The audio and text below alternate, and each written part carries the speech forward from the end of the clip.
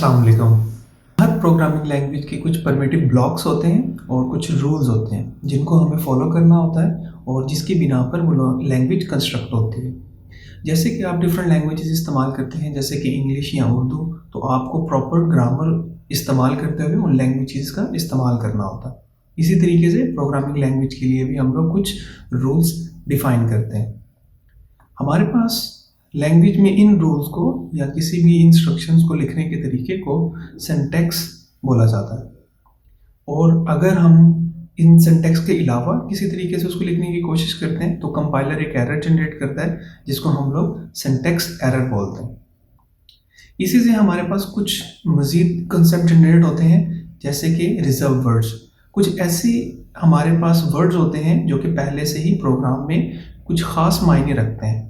तो इन कीवर्ड्स की different examples हमारे पास मौजूद हैं, जैसे कि हम लोग इफ़ एल्स इस्तेमाल करते हैं, फॉर इस्तेमाल करते हैं, इंट इस्तेमाल करते हैं, करैक्टर और वगैरह वगैरह अल्फाज हम लोग कीवर्ड्स के तौर पे या रिजर्व वर्ड्स के तौर पे इस्तेमाल करते हैं। बढ़ते हैं और हम लोग स्ट्रक्चर ऑफ अ प्रोग्राम देखते हैं कि एक प्रोग्राम सी लैंग्वेज के अंदर कैसे कंस्ट्रक्ट होता है। सी लैंग्वेज के अंदर मेजरली 3 डिविजन्स होती हैं किसी भी प्रोग्राम की। 3 मेजर पार्ट्स हैं उस प्रोग्राम को बनाने के लिए, उसके स्ट्रक्चर को बिल्ड करने के लिए। फर्स्ट उसका हिस्सा आता है उसका हेडर सेक्शन या लिंक सेक्शन। सेकंड उसका हिस्सा आता है मेन फंक्शन और उसके बाद मेन बॉडी। हेडर सेक्शन के अंदर हम लोग उन फाइल्स को जिसके अंदर प्री डिफाइंड फंक्शंस होते हैं, हमने पहले से सेव किए होते हैं, वो हम लोग उसमें उसको लिंक करने की कोशिश करते हैं लिंक या हेडर फाइल में। हैश इंक्लूड स्टेटमेंट है, एक सिंटैक्स है जिसको इस्तेमाल करते हुए फाइल नेम लिखते हैं, जैसे कि आप stdio.h जो कि स्टैंडर्ड इनपुट आउटपुट के लिए आप इस्तेमाल करते हैं। यहाँ पे 2 से 3 बातों का मज़ीद हमें ख्याल रखना होगा, जैसे कि आपके पास सी लैंग्वेज के अंदर जो भी सीक्वेंस आप इस्तेमाल कर रहे हैं आपको अपना प्रोग्राम उसी सीक्वेंस के मुताबिक लिखना है। इसका क्या मतलब है कि आप जिस तरह से प्रोग्राम एग्जीक्यूट करवाना चाहते हैं कि फ़र्स्ट आपके पास कोई चीज़ कैलकुलेट हो रही है, उसके बाद उसका कुछ आंसर जनरेट हो रहा है और देन आपको उसको प्रिंट आउट करवाना है, तो ये सीक्वेंस आपके लिए बड़ा इंपॉर्टेंट है। आपको जो प्रोग्राम लिखना होगा वो उसी सीक्वेंस में लिखना होगा। सेकेंड चीज़ कि आपके पास सी प्रोग्राम में जो वर्ड्स हैं वो केस सेंसिटिव है।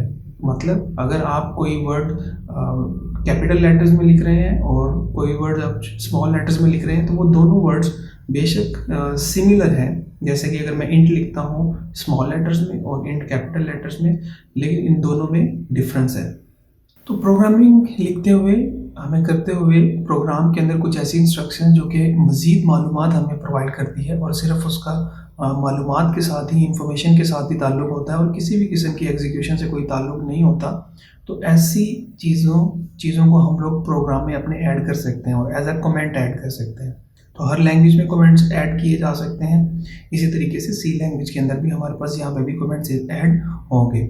मेजरली हमारे पास 2 पर्पसेस हैं जिनके लिए हम लोग प्रोग्राम के अंदर कमेंट्स ऐड करते हैं, जिसमें कि हमें अपने रेफरेंस के लिए हम दोबारा से अपना प्रोग्राम देखते हैं और हमें अपने रेफरेंस के लिए हमें देखना है कि हमने प्रोग्राम में क्या किया था और बहुत पुराना कोड है हमारे पास, तो उसको दोबारा से समझने में हमें ज़्यादा टाइम ना सर्व करना पड़े, तो हम लोग कमेंट्स का वहाँ पे काफ़ी अहम किरदार अदा हो सकता है।